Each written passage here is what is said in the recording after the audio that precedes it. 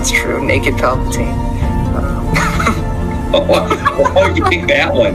Fresh out of the clone tank, nude Palpatine is my Well, that's the first thing I think of when you say Dark Empire Palpatine.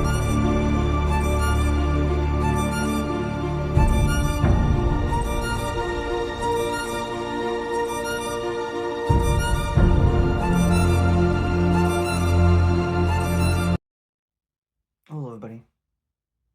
Welcome back to the Dresden Files, Book 4. Summer Night. I love the Dresden Files. I love Dresden. Are these the most sophisticated works of fiction of all time? Absolutely not. Were they a ton of fun? Abso-freaking-lutely they are. Like, they are so fun. Like, a mix between Harry Potter, Percy Jackson, Spider-Man, Buffy, and Supernatural from the CW. And I think it's a perfect encapsulation of, but the only difference is a wizard. I think Harry is a very deep character that hides behind a lot of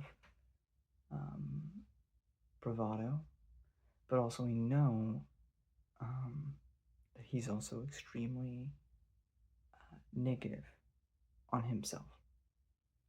He presents this sort of bravado to other people, but internally, since we are reading this from his perspective,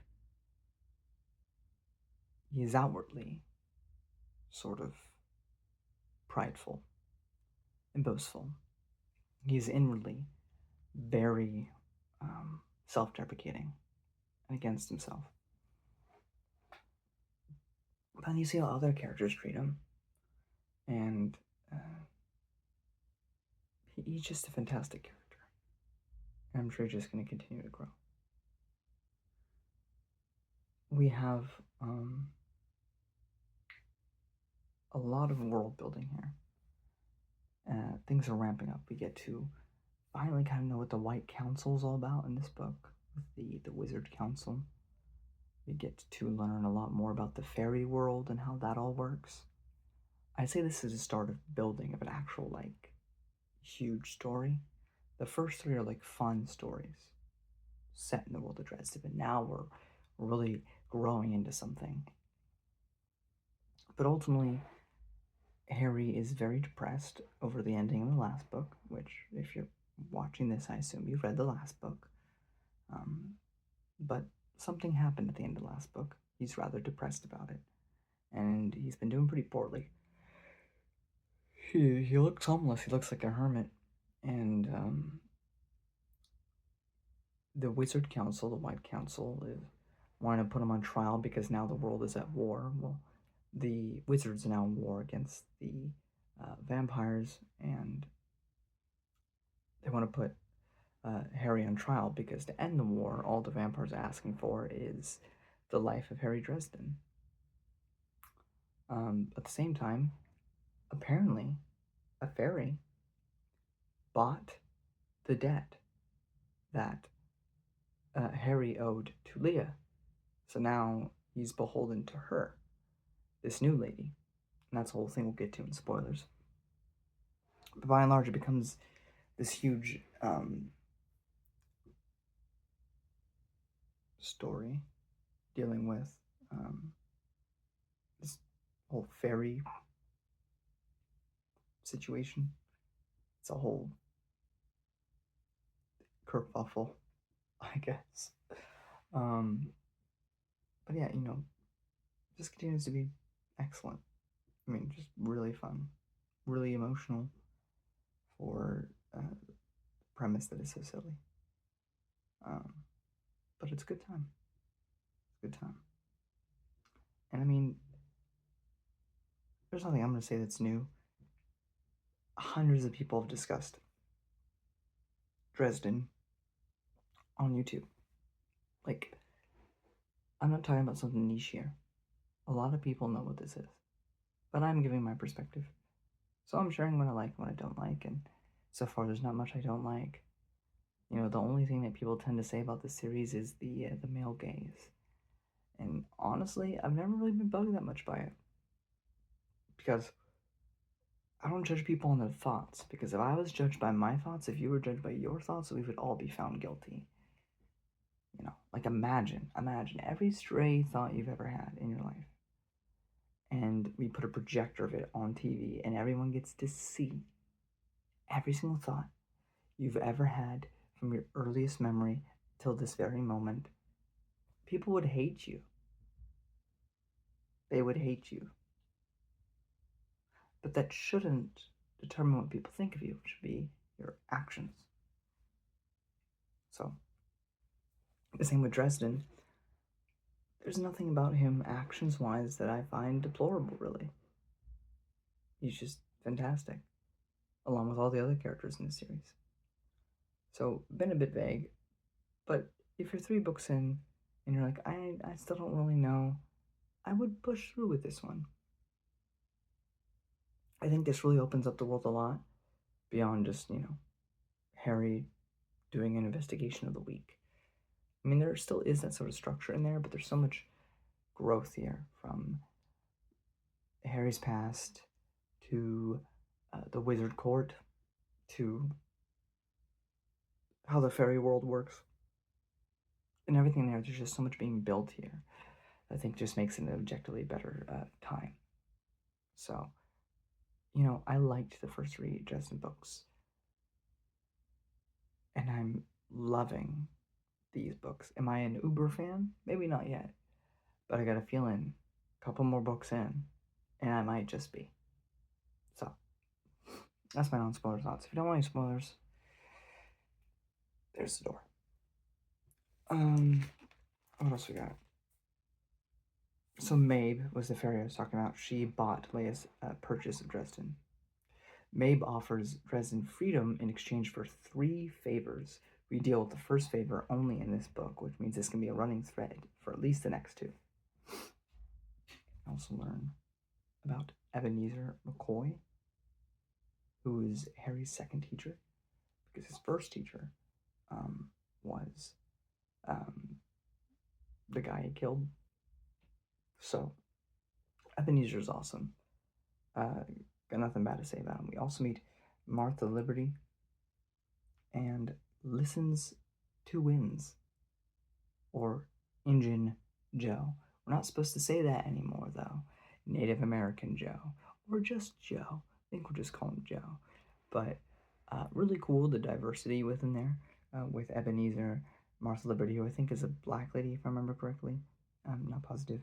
And, then we got an African American. Sorry, that's later. We have a Native American, sorry.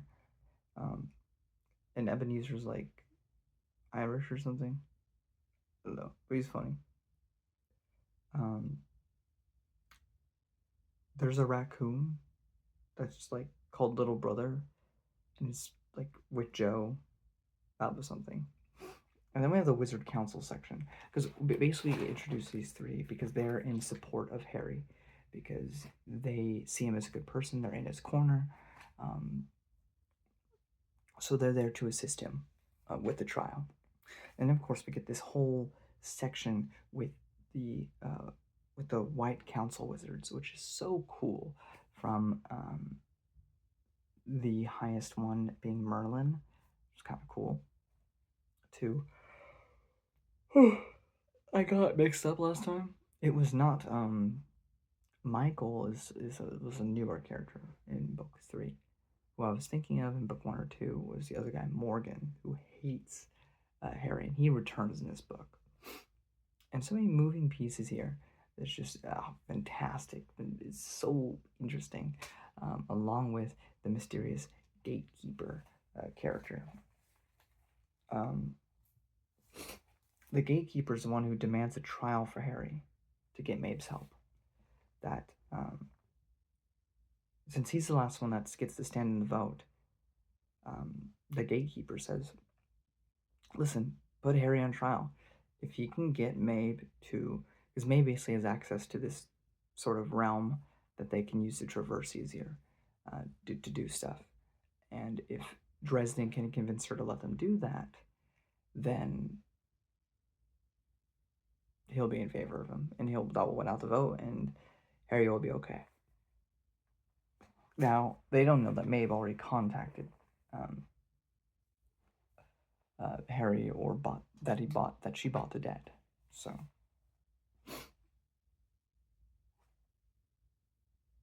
after the whole Wizard Council meeting, we have Harry meet up with Murphy, and instead of being like, oh, I gotta protect you from this, I can't tell you about this, he finally just is completely honest about what's been going on and everything. And again, this is one of the strongest moments in the book. But Murphy is drinking and drinking with pills as well. On top of what she endured in the last book, with having somebody that looks like Harry abuse her and attack her. It would also be the anniversary of her first husband and her kind of like not being together anymore, because they got a divorce and then he got cancer. And I've also seen some people judge this particular scene because Harry started talking about himself. But I think anybody that really knows anything about relationships and conversations know that sometimes a friend doesn't want advice. Sometimes they just want silence. But also sometimes they don't want silence. But they don't want your advice either. They want to think about anything else than their problems. So you bring up your own life so they can focus on that instead. And that's exactly what Harry's doing here. He's doing it to make her not feel alone and to keep her mind off of her. So he tells her about him and Elaine and Justin, his teacher. It's a very sweet scene. Their friendship. Everything about it. Did I write down a note for this one? I don't remember.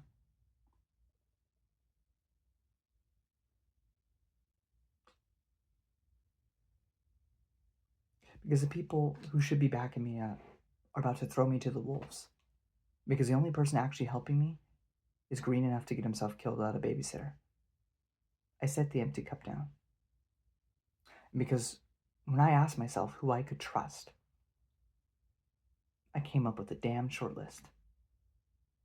You're it. She settled back in her seat with a slow, long exhaltation. You're going to tell me what's going on.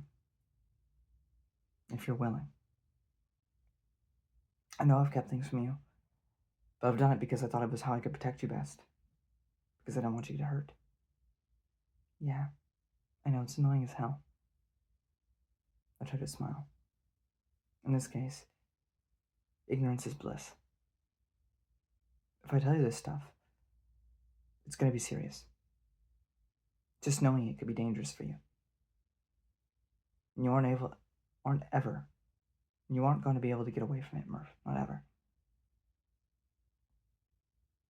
Then why tell me now? Because you deserve to know. Long since. Because you risked your life for me. And to protect people from all the supernatural crud that's out there, because being around me has bought you trouble. And knowing more about it might help you if it comes your way again. My cheeks flushed, and I admitted. And because I need your help. This is a bad one. I'm afraid. I'm not going anywhere, Harry.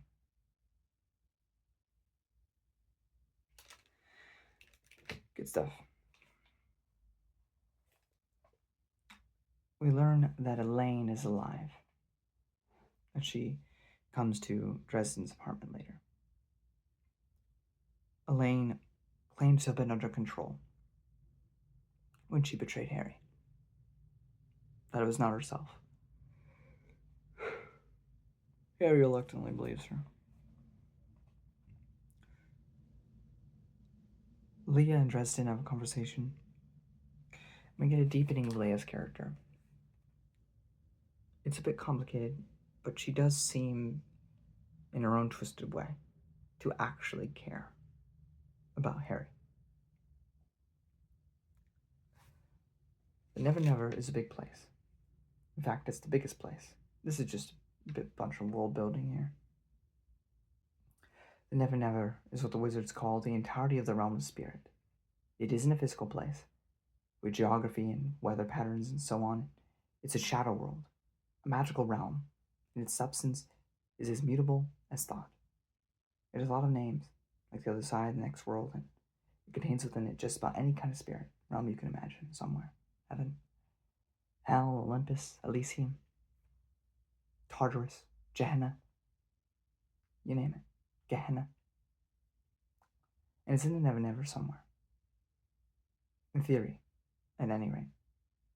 The parts of Never Never closest to the mortal world are almost completely controlled by the Side. This part of the spirit realm is called Fairy. It has close ties with their own natural world. As a result, Fairy resembles the real world in a lot of ways. It is fairly permanent and unchanging, for example, in several versions of weather. But make no mistake, it isn't Earth. The rules of reality don't apply as tightly as they do in our world. So Fairy can be viciously treacherous. Most who go into it never come back out.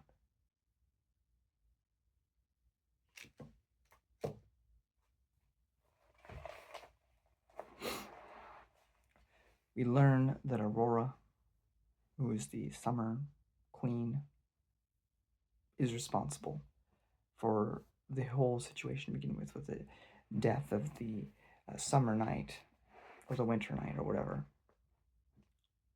But her reasons are not completely misunderstandable. Summer and winter, seasons of the year. Winter, well, spring and fall are not as diametrically opposed as winter and summer. Kind of the polar opposites of one another. What one builds, the other one comes to tear down. And so on and so on. It's gone on for millennia. And summer wants that to end. But the amount of casualties that would come in the process would be very high. But she's sick of the cycle. And when you read it, it makes a sort of sense and it's understandable, even if flawed. So I just appreciated that nuance. Also, the gatekeeper is just phenomenal. What a G. He's also Muslim. Didn't realize that until he said something about Allah to Harry, but that's kind of cool.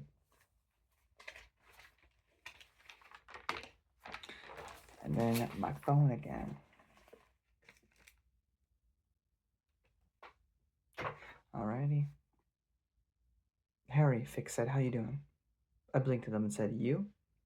The new summer lady? Lily flushed prettily and nodded. I know I didn't want it, but when Aurora died, her power flowed in a near summer vessel.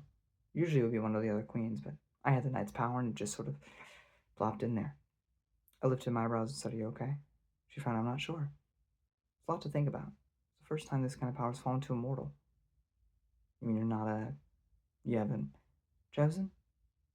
It's just me. I don't know what I'm gonna do, but Titiana said she'd teach me. You chose Fix as your knight, huh? I trust him. Suits me. Fix kicked the winter's knight's butt once already. I just wrote that down, or said that because Fix and Lily, I imagine, will be important in the future. So, and then she nodded. Then she said, "This is Elaine and Harry talking. I saw the picture on your mantle of Susan, those letters, and that engagement ring." I glanced at the mantle, felt bad in all kinds of ways. Yeah. You love her? Elaine said. She let out a breath and looked down so that the bill of her hat hit her eyes. Then, can I give you some advice? Why not?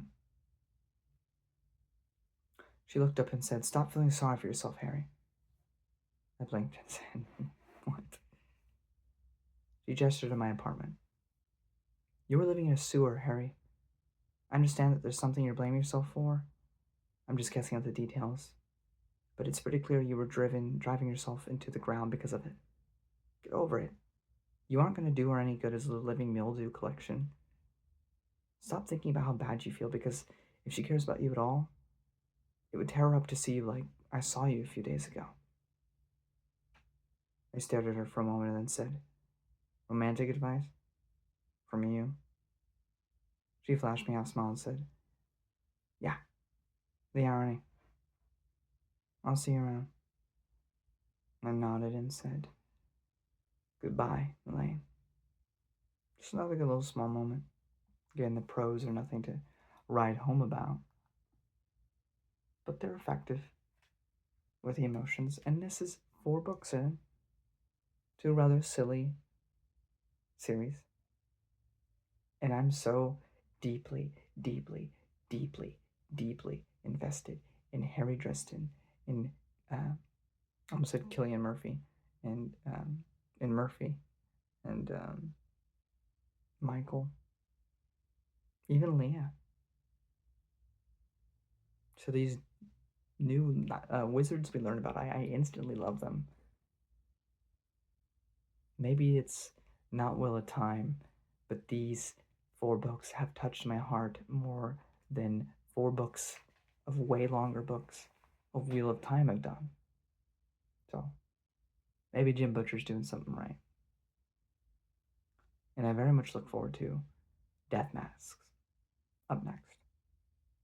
So until then, well, I bring Bob along, but he's just gonna ask for your panties, so shouldn't let that happen. No, Bob, you gotta stay where you are. We all got our own Bobs, right? You don't have a talking skull in your room? Well, you gotta fix that. Anyway, I'm heading to bed. Till next time. See you.